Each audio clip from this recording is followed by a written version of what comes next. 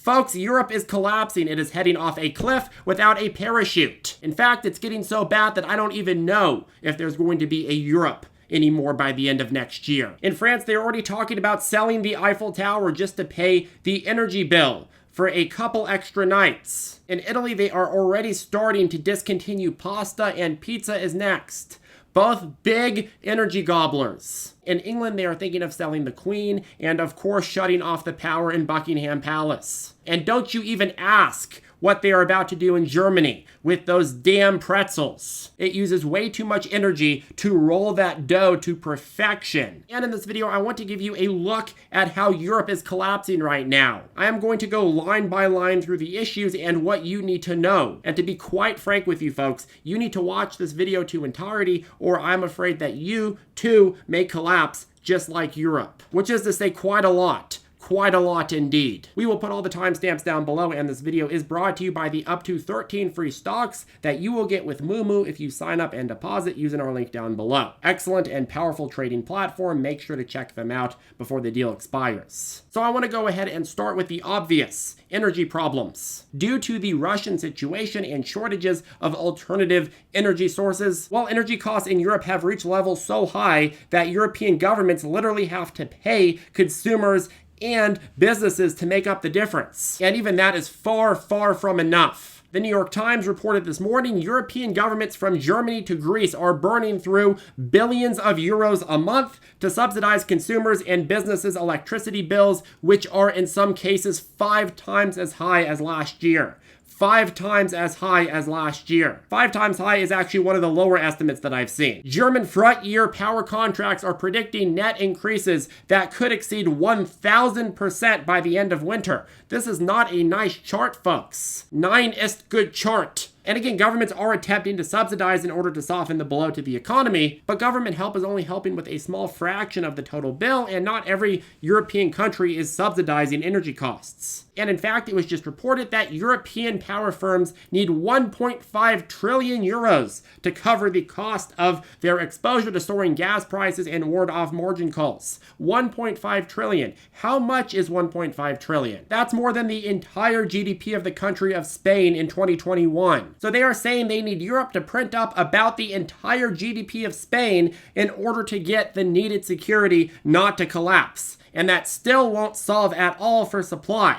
You still have supply chain shortages, and if this continues a year from now, you have to print up another $1 trillion+, if not more, as more and more firms have these problems. Bloomberg reported recently gas prices surged more than 35% on Monday as traders reacted to Russia's decision to keep its main gas pipeline shut down indefinitely. The euro slid to its lowest in 2 decades and equities fell. If prices of a crucial commodity that is needed in every aspect of an economy can go up 35% in a day, well, there goes your economic stability. Imagine if this continues to go on quarter after quarter after quarter as we head into 2023 and even 2024. It's a hugely unstable situation, and it's only going to get worse. The problem is that right now we are in summer, but we are heading into fall and then winter. What happens as the weather gets colder and colder? Well, energy prices go up dramatically. And when you have a shortage of energy at the same time when you're about to have skyrocketing demand, well, that is no pretty picture, not a picture that I'd line up to look at. The Berg of Bloom ran an article this morning forecasting that things are so bad that Europe's winter gas shortages are set to last until 2025, and that the depletion of European reserves are going to take a long time to even start restacking. And according to France 24, which is slightly better than France 23,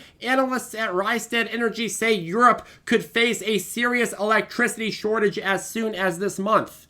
This winter, a worst case of cold weather, low wind generation, and a 15% cut in gas use would prove very challenging for the European power system and could lead to power rationing and blackouts. So here you have them saying, hey, even if you manage to cut gas use down by 15%, it's still going to be extremely challenging. You add in a tough winter and all of a sudden, bam, you're almost guaranteed to get what? power rationing, and rolling blackouts. So if you cannot solve for supply, if there's no way to increase supply, what do? Well, you have to solve for demand. And it was announced today that the EU is attempting to order mandatory cuts in electricity use during peak hours as part of their new energy crisis plan. And as this is one of the earlier plans to address this crisis, we can only imagine that things are going to get worse. And we can only imagine that individual countries will have to start taking aggressive action themselves, which will likely be even more far-reaching. But if you look at the EU's plan,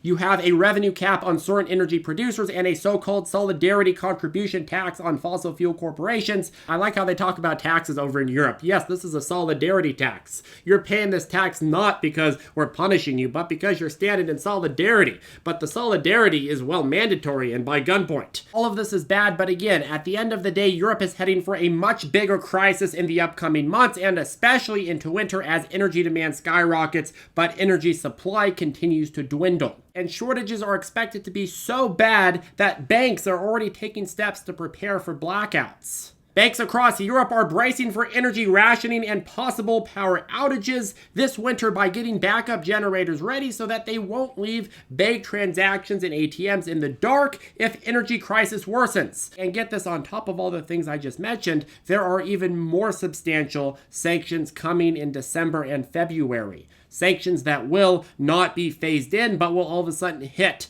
all at once. The EU sanctions package is set to ban all Russian crude oil imports by sea into the bloc starting December 5th and all refined oil products starting February 2023.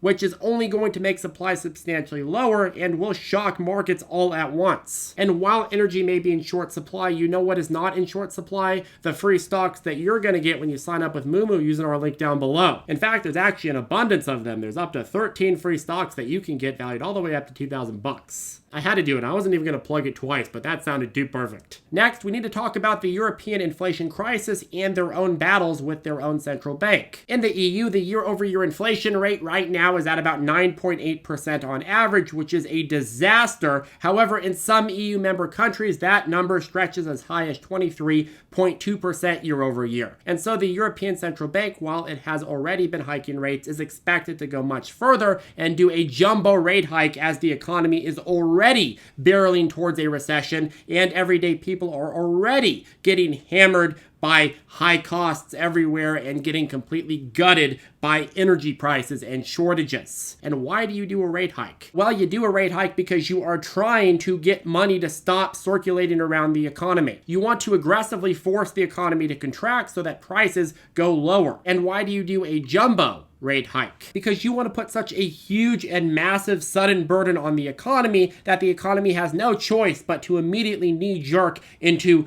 basically colliding and stopping the circulation of capital, immediately causing a cease in much of the economic activity. It's also an indirect way to control energy demand. Instead of the EU trying to get individual member countries to cut back on their citizens' usage of energy, which quite frankly they've had a hard time doing, while the central bank over there is instead attempting to mug the economy of each individual country to the extent that businesses and consumers can no longer afford to partake in the same level of economic activity, and thus overall demand for moving around that economic activity drops. Now, of course, there is always a baseline of energy demand that is needed for survival, and as long as there's a massive supply shortage, there's only so much that you can slow down the economy and still get that needed drop in energy prices. So essentially, Europeans are being pushed to an area where they're going to have less and less money at the same time where their money goes less and less far, which is really the worst of both angles. And this is going to be true until they actually fix the supply issue. Meanwhile, the lack of supply in energy is driving prices of everyday living expenses like food up faster than you can say, wow, that's expensive. Next, the debt crisis. So we'll start with private sector lending. This chart measures the 3-month change in outstanding loans.